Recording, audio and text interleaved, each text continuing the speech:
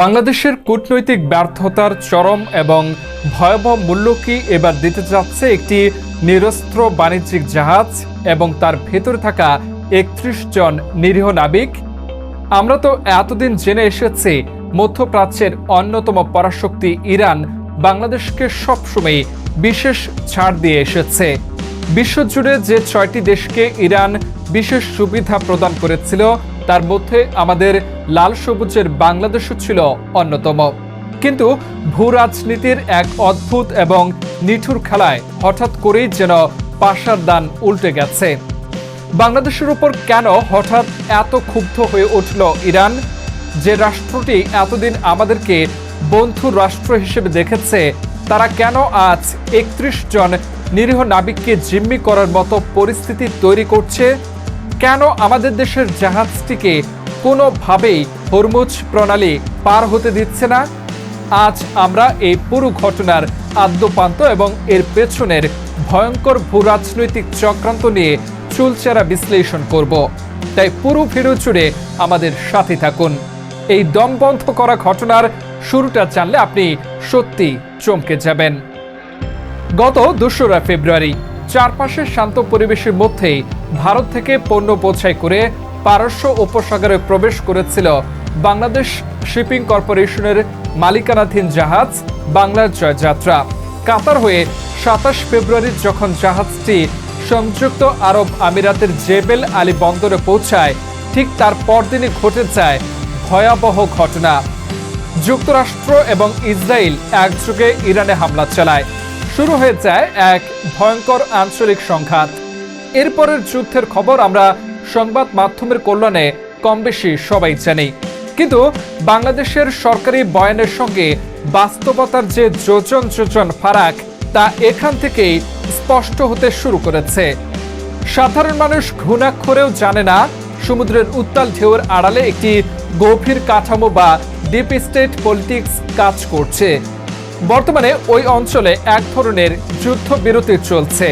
আন্তর্জাতিক অন্যান্য দেশের জাহাজগুলো শর্ত সাপেক্ষে নিজেদের গন্তব্যে চলাচল করছে, কিন্তু আশ্চর্যের বিষয় হলো বাংলার জয়যাত্রা নামের লাল সবুজের জাহাজটি হরমুজ প্রণালীর কাছাকাছি আসা মাত্রই তেহরান তাদের মুখের উপর দরজা বন্ধ করে দিয়েছে। জাহাজটিকে বাধ্য হয়ে আবার শারজাহ বন্দরে ফিরে যাওয়ার নির্দেশ দেওয়া হয়েছে। এর অর্থ খুবই স্পষ্ট, ইরান এই জাহাজটিকে কোনোভাবেই হরমুজ প্রণালী পার হতে দেবে না। একবার ভাবুন, চারদিকে যখন মিসাইল আর ড্রোনের মহড়া চলছে, সেই মুহূর্তে একটি নিরস্ত্র বাণিজ্যিক জাহাজ এবং সেখানে থাকা ৩১ জন নাবিকের জীবন কতটা ঝুঁকির মধ্যে রয়েছে। এখন আপনার মনে প্রশ্ন আসতেই পারে, কেন ইরান বিশ্বের এত জাহাজ থাকতে বেছে বেছে শুধু বাংলাদেশের জাহাজটিকেই টার্গেট করলো? রাশিয়ার সংবাদ সংস্থা তাস একটি চাঞ্চল্যকর তথ্য প্রকাশ করেছে।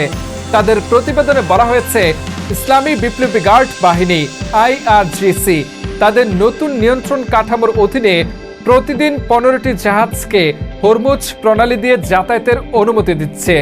অর্থাৎ প্রণালীর পথ পুরোপুরি বন্ধ নয়, খোলা আছে। প্রতিদিন নির্দিষ্ট সংখ্যক জাহাজ পার হচ্ছে, কিন্তু শুধুমাত্র বাংলাদেশের জাহাজটিকেই আটকে দেওয়া হচ্ছে। বিশ্বের প্রায় পঞ্চমাংশ তেল পরিবাহিত হয় এই রুট দিয়ে। সেখানে একটি নির্দিষ্ট দেশের জাহাজকে বেছে বেছে আটকে দেওয়া মানে শুধু অর্থনৈতিক চাপ নয়, এটি একটি সুস্পষ্ট কূটনৈতিক বার্তা। ইরান ভুল করে এই জাহাজটিকে আটকে রাখেনি। তারা খুব ভালো করে জানে এটি বাংলাদেশের জাহাজ, আর সেই কারণে এটি আটকানো হয়েছে। বাংলাদেশ শিপিং কর্পোরেশনের ব্যবস্থাপনা পরিচালক জানিয়েছেন, নাবিকদের মনোবল ধরে রাখতে তাদের দৈনিক খাবারের বরাদ্দ জন পিছু $7 থেকে বাড়িয়ে $12 করা হয়েছে।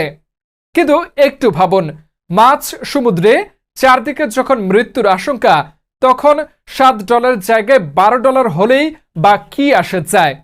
যদি এভাবে আরো 1 মাস আটকে থাকতে হয়, তবে খাদ্য ও পানির অভাবে তাদের জীবনই হুমকির মুখে পড়তে পারে। এবার আসুন এর পেছনের আসল রাজনীতিটা দেখি। ইরান আসলে কি বার্তা দিতে চাইছে? সম্প্রতি ইরান ও যুক্তরাষ্ট্রের মধ্যে সংঘাত শুরু হলে বাংলাদেশ একটি অফিসিয়াল বিবৃতি দেয়। আন্তর্জাতিক বিশ্লেষকদের মতে সেই বিবৃতিতে বাংলাদেশের অবস্থান ছিল সূক্ষ্ম হলেও স্পষ্টভাবে যুক্তরাষ্ট্রের দিকে ঝুঁকে থাকা এবং পরোক্ষভাবে ইরানের বিপক্ষে। এই অবস্থান ইরানের জন্য অস্বস্তিকর ছিল, কারণ তারা মনে করছে বাংলাদেশ একদিকে তাদের নিয়ন্ত্রিত রুট ব্যবহার করছে, অন্যদিকে আন্তর্জাতিক মঞ্চে তাদের বিপক্ষে অবস্থান নিচ্ছে। এই দ্বিমুখী নীতি তারা আর মেনে নিতে চায় না। সামরিকভাবে বাংলাদেশকে আঘাত করার প্রয়োজন নেই, বরং হরমুজ প্রণালীর মতো গুরুত্বপূর্ণ চেকপয়েন্ট ব্যবহার করেই তারা ঢাকাকে একটি শক্ত বার্তা দিচ্ছে।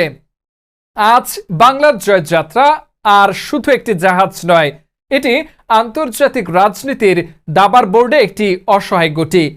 ইরান এই গুটিকে আটকে রেখে শুধু বাংলাদেশকে নয়, বরং গ্লোবাল সাউথের অন্যান্য দেশগুলোকেও একটি বার্তা দিচ্ছে, ওয়াশিংটনের সঙ্গে চললে তার মূল্য দিতে হবে। কিন্তু সবচেয়ে বড় প্রশ্ন, যার জন্য বাংলাদেশ এই ঝুঁকি নিল, সেই পশ্চিমা বিশ্ব কি আজ আমাদের পাশে দাঁড়িয়েছে? উত্তর না, কেউ কার্যকর কোনো পদক্ষেপ নিচ্ছে না। ফলে ক্ষতিটা হচ্ছে বহুমুখী। প্রথমত, ৩১ জন নাবিকের জীবন ঝুঁকির মুখে। দ্বিতীয়ত, প্রতিদিন জাহাজ আটকে থাকায় আর্থিক ক্ষতি হচ্ছে। আর দীর্ঘমেয়াদে বাংলাদেশের জ্বালানি নিরাপত্তা এবং আন্তর্জাতিক বাণিজ্য মারাত্মক হুমকির মুখে পড়তে পারে। সবশেষে বলা যায়, বাংলার জয়যাত্রা কোনো যান্ত্রিক ত্রুটির কারণে আটকে নেই, এটি আটকে আছে কূটনৈতিক ভুলের কারণে। একটি ভুল সিদ্ধান্ত আজ বুমেরাং হয়ে বাংলাদেশের দিকেই ফিরে এসেছে। নতুন করে বড় ধরনের মিসাইল হামলা চালিয়েছে ইরান। লক্ষ্য ইসরায়েলের বিভিন্ন গুরুত্বপূর্ণ এলাকা।